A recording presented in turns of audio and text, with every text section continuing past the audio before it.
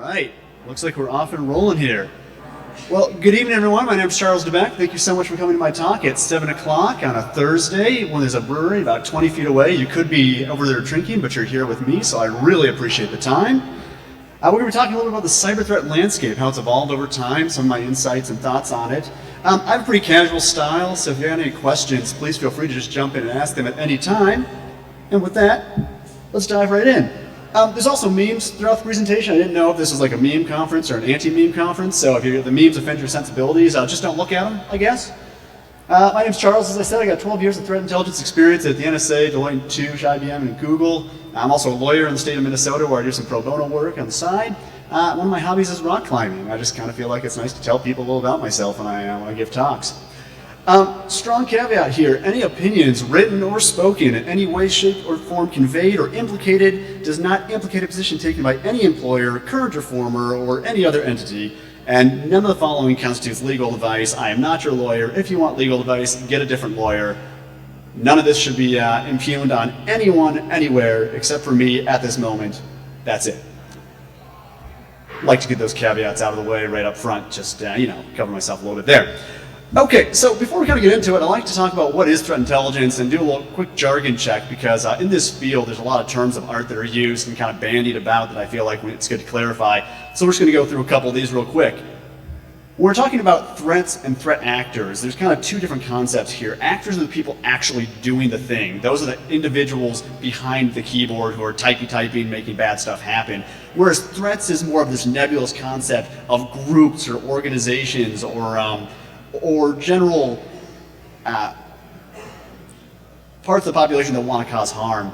APTs are advanced persistent threats. I'll use the term APT kind of willy-nilly throughout the talk. Advanced persistent threats generally refers to nation-state actors, but really the way to think about APTs is that they have a lot of sophistication. They're long-term actors, so they're not looking at engaging over the course of days, but more over the course of years, and they're threats because they want to cause harm or otherwise harm your organization, so thus APT. And then I might use the term TTP on occasion. This is just a shortening of the phrase tactics, techniques, and procedures. These are the ways that bad guys or bad people do bad things. So these are the tactics that they use to break into things, the tools they might use, the malware or other software tools they use, and the procedures, the way in which they use these tools to engage in malicious activity. So with that, you're all pretty much threat intel professionals now. Congratulations. Let's talk a little bit about what threat intel is. At a broad scale, threat intel is watching threat actors, tools, techniques, and procedures to proactively rather than reactively implement defenses. Essentially, I actually kind of like this top meme here because the idea here is threat actors are looking at companies and organizations and government entities trying to figure out how they can break in and how they can cause harm and havoc.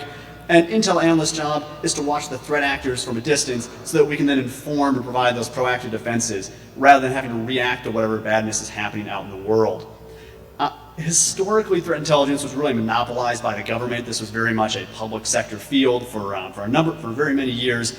But more recently, there's been an extensive private sector burgeoning in this threat intelligence field, which I'll be going into more later on.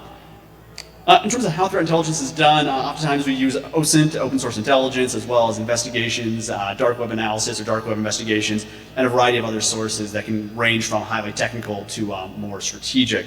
Thus, I also like that bottom right one is threat intel just reading Twitter, always has been.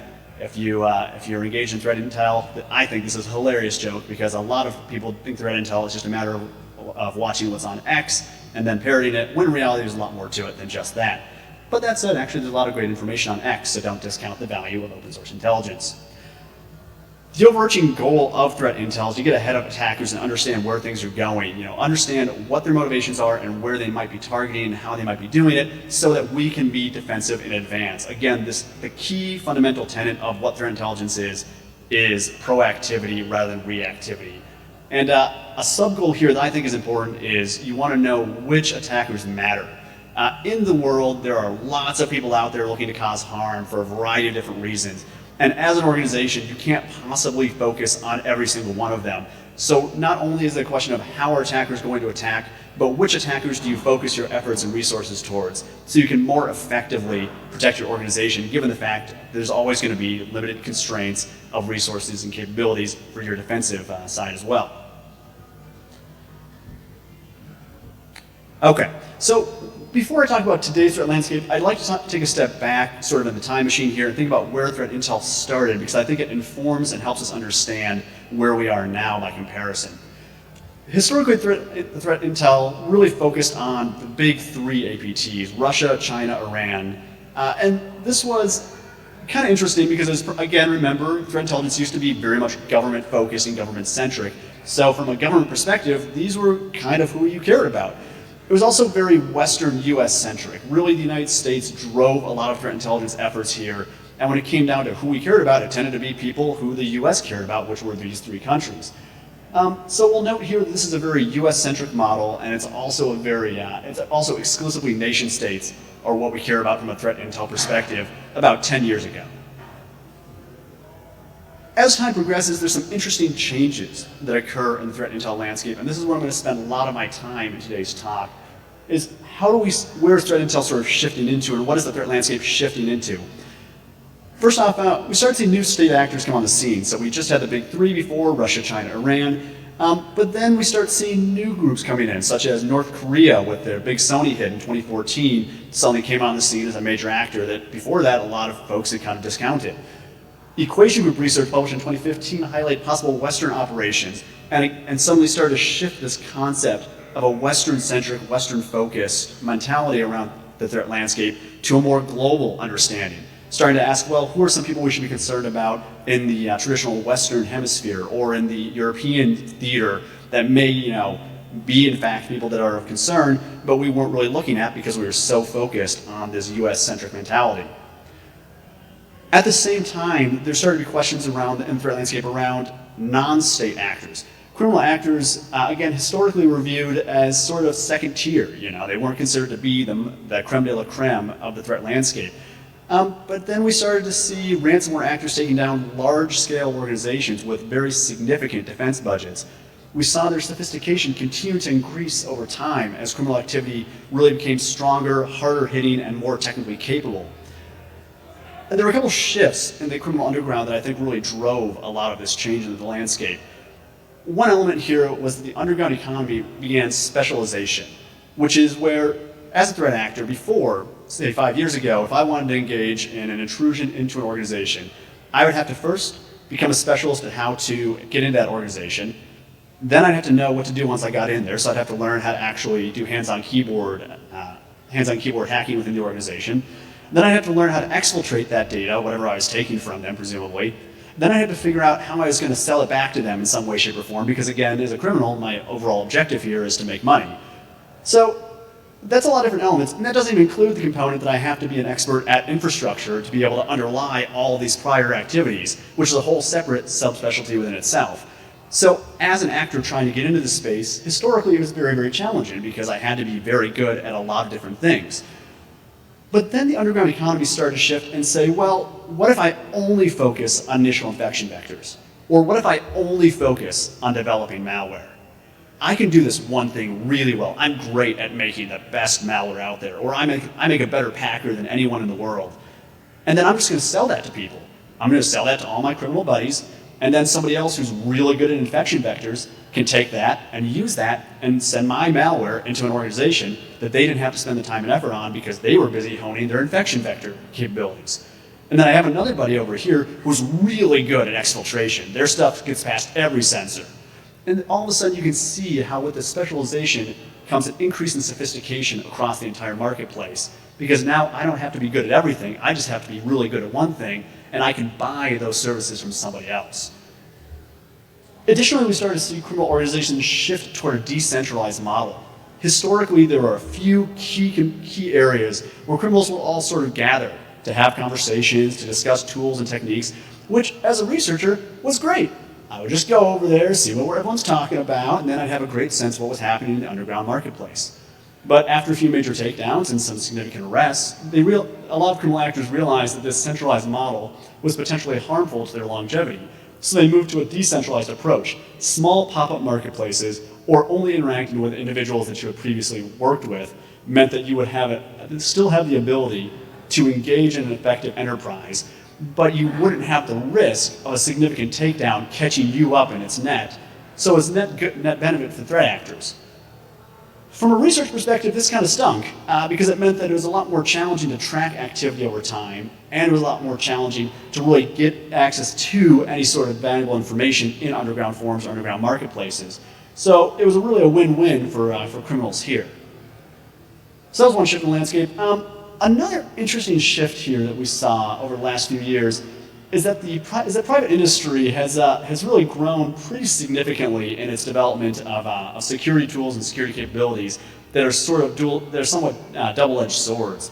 I mean, you have increase in private sales of security tools such as NSO Group, and security tools can be used for a lot of different purposes, as I'm sure many people here are aware already.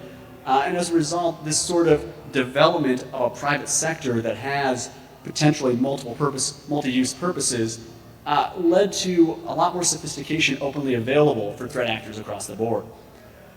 There's also an increased public marketplace for vulnerability sales and lots of general government control over this concept of vulnerability research, which meant that vulnerability research was being more heavily incentivized for private individuals across the board, which has generally led to a greater level of vulnerabilities being found, but also a sense of more of a bidding war for high-quality, top-notch vulnerabilities, especially within underground marketplaces. So there's been a lot of changes over the last few years in terms of what the landscape looks like. And so let's talk about where we are today here. I think there's a couple interesting conclusions in terms of today's threat landscape. First, the differences between nation-state actors and criminal capabilities is increasingly shrinking.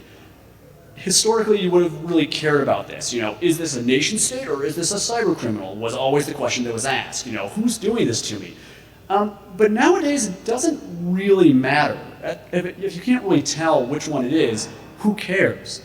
Part of this is because the purpose or the objective or motivation behind criminal actors and nation state actors has largely converged. Some nation states care about making money, just like your standard issue criminal. And a lot of criminals nowadays care a lot about getting information or getting data, just like nation states used to, because they could use that information or data to then ransom off in a subsequent sale. And so to some extent, the end objective and goal of both these groups, which historically were very divergent, have now come back together to be very similar and have a lot of overlap, which means that trying to distinguish between them is increasingly challenging. And similar, as I said, I guess just now, the intentions and objectives between criminals and nation-state actors have increased in overlap. And also, there's this interesting element that privately sold capabilities can augment any actor's sophistication. So whether it's a legitimate private entity selling its capabilities or a cyber criminal selling its capabilities on underground marketplaces, the ability for actor sophistication to increase very significantly for relatively cheap is very high. So the overall floor for threat actor activity has increased over time as well. Again, making this difference and differentiation relatively unimportant, I would argue. So what does this all mean?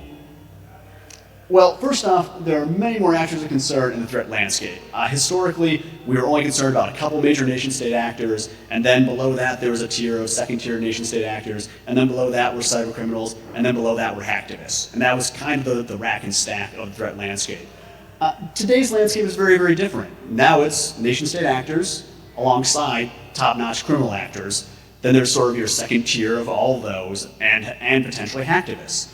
Essentially, the whole idea has shrunk from 4 or 5 tiers into 1 or 2, arguably, because everybody's able to have the same capabilities.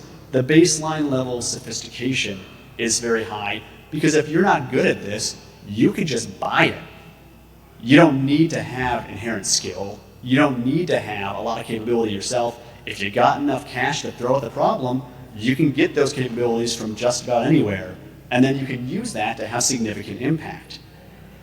I think this will also be impacted by the evolution of artificial intelligence and machine learning, as we see this capability for automation and iteration continue to very, very quickly. Did I say a question there? Oh, sorry, I thought I saw somebody asking a question. I think AI and ML will have a big impact here because it'll allow threat actors to iterate and test things and expand their capabilities for very cheap, which will allow for that marketplace to continue to grow. One thing I think is also interesting here that I forgot to mention in that first bullet is that cybercrime is actually proving frustratingly profitable, which means that more criminals are getting into it, every time we see a major event, any sort of major cybercriminal impact, we tend to see a lot of copycat attacks subsequently. And also we're seeing that nation states are seeing that this sort of criminal activity is continuing to grow, continue to be profitable. So they're also getting in on the criminal game because it's good money to be made. What's interesting to watch in the threat landscape over time is which crimes are most profitable or most effective. Historically, it was ransomware. Then there was this short little period where cryptocurrency mining was all the rage and ransomware was declared dead. And then ransomware obviously came back with a significant resurgence. But the way that we're seeing threat actors iterate and come up with new ways to do old crimes, I think shows that there's going to be continued evolution over time of criminal activity to make it so they continue to profit in different ways. The impact from threat actor activity is increased generally in the current threat landscape, which I think is really interesting. There's a lot more focus on disruption. Historically, the criminal landscape was more of a matter of let's steal stuff and then we'll ransom it back to you. Now there's a lot more of this focus on, well, how do we disrupt, how do we destroy, how do we force the hand of companies and organizations to make it so that they have to give us money or face game-changing ramifications for their organization. This sort of focus on disruption is really pretty new in the threat landscape, and I think it's going to be interesting to see how it evolves over time. But we are seeing that it's working for threat actors. We are seeing that they are getting paid off for these major disruptive activities, and that the theft of data and then subsequent selling it back is actually still proving to be a very effective method. What's kind of interesting here as well is that there's this overlap between this disruptive activity and this theft activity by the criminal actors and long-term espionage activity by nation-state actors. Because realistically, from a high level, both those forms of activity look nearly identical. In both cases, you try to sneak into an organization, you just kind of hang out there for a while, hoover up some stuff that's highly valuable, and then you just kind of exfiltrate it back and hope that no one notices. Was that a ransomware attack, or was that a data theft attack that you're threatening to release as I think they call it triple extortion now? Or was that an espionage activity being done by a nation-state actor trying to steal your valuable IP? Or was it an activity being done by a nation-state actor that they're trying to cover up by being a cybercriminal actor by threatening you and asking for money? It could easily be either one of those scenarios from a realistic perspective. So this overlap between criminal activity and nation-state activity, again, makes this distinction increasingly sort of ridiculous. Finally, threat actor groups are increasingly ephemeral, and that's where this meme on the side came from that I thought was cute. We're seeing a lot of rebranding being done by threat actors, and generally speaking, there's a very common trend that as a threat actor, if there's too much heat on you, the easiest thing to do is just change your name. All you have to do is say, oh, you know what, we decided we're going to shut down operations. But oh, look, there's a very similar looking operation over there with a different name. And it's all the same people behind it. And we have all the same contacts. Huh, funny how that works. But it does make it really challenging for government intervention to be effective when threat actor groups are able to just shut down shop over here and pop up a new shop across the street, and there's not a whole lot you can do about it because they're all located in places that are tough to get to. So this sort of increased ephemerality of threat actors makes it so that effective countermeasures or long-term mitigations are very, very challenging, both for private organizations as well as for the public sector.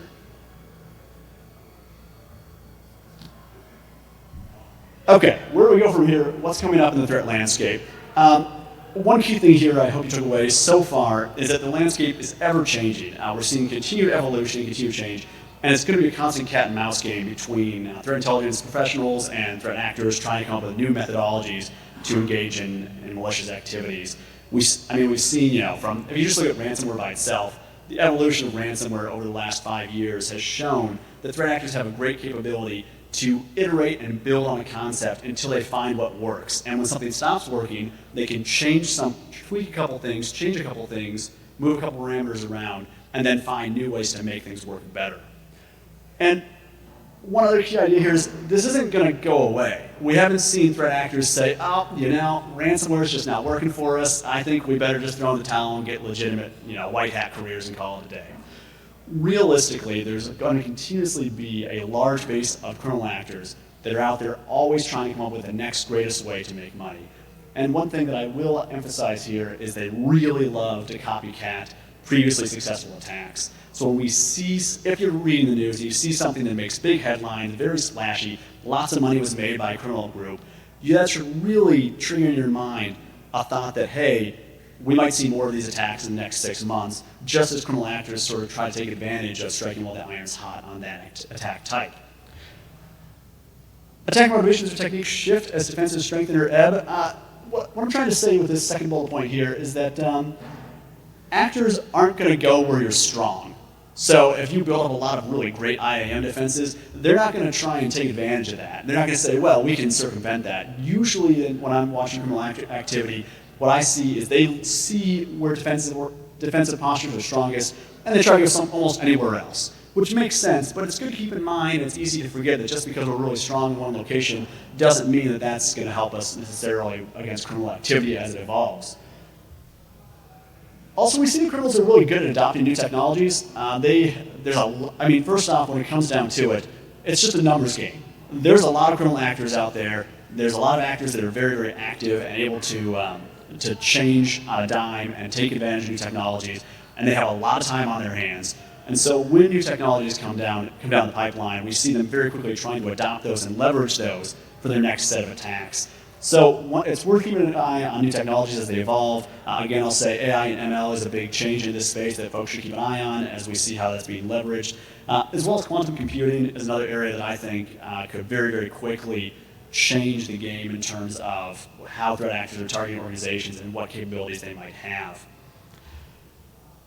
One thing that's challenging about the threat landscape is that intelligence capabilities also wax and wane. So keep in mind when you ask your threat intelligence professional, or if you're a threat intelligence professional, when you're out there doing your job, that sometimes it's easier and sometimes it's harder. Sometimes threat actors coalesce into one centralized area where you can listen in easily, or sometimes they use the same infrastructure for a long time, which you can leverage for further research, and sometimes they don't. Sometimes it's really tough, and sometimes the data is hard to find, and they're making it really challenging for you, intentionally or otherwise, and that can be very, very frustrating, both as somebody trying to consume intelligence as well as somebody trying to produce it. But this is a natural state of the current landscape. The days of always feasting for intelligence are long over at this point, and so it's much more effective for organizations to accept this new status quo that there will be waxing and waning times in threat intel. I do think that in terms of where we go from here, continue to monitor, assess, make changes, and repeat. The best way to get effective intelligence is to make alterations and see what changes as a result. The other thing I think is absolutely critical is collaboration. There's a lot of folks who are scared to admit weakness or say that they were hacked or that something bad happened to them. It's a very common reflex that when something bad happens, we don't want to tell anyone because we don't want to look bad. But realistically, this only benefits threat actors. By hiding the ball from each other as white hat professionals, the only thing we're really doing is making criminals' jobs easier because we're not sharing the information and data with each other to the best of our ability. So I do really think that collaboration is going to be increasingly critical, especially as the pace of criminal activities and threat activities increases over time. So that is the threat landscape of yesterday and today, how it's evolved, how we've gotten here, and a little bit about threat intelligence in general.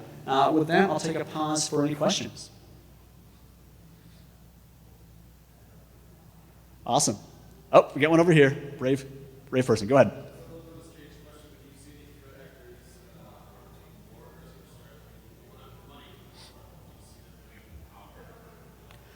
So when we use the term threat actors, you have to keep in mind that also includes nation states. So would threat actors try to prompt wars? That's a broad question. There's certainly a large space for threat actors to engage in disinformation or misinformation campaigns to advance state interests as part of that broader state mandate. And as to how they would choose to do that, there's a lot of different methods that they could choose. I don't think we've seen a lot of criminal actors really going out of their way, or hacktivist actors going out of their way to engage in sort of a more physical presence or physical impact. I would argue largely because it just doesn't make much money. And if your main objective here is profit motivation, there's not a lot of reason to engage in that. Taking your question, I think, back a step to, I think what you're trying to ask, if I'm tracking right, is do we see criminal actors or non-nation state actors trying to engage in non-profit motivated activity? Would they ever strive for power or some sort of alternative some sort of alternative benefit. We haven't seen it so far. That doesn't mean to say that it couldn't happen. I think one area where we could see growth in that potential space would be in the hacktivism sector, which has been relatively dormant for a long time. But I think that that's going to be tough to tell and something we're going to have to wait and see how it pans out. Good question. Any other questions? Everyone just waiting for their beers. I feel that. Well, awesome. Hey, thank you all so much for talking to me tonight. If you have any questions, you can catch me at the bar afterwards. Otherwise, have a good one. Thanks so much.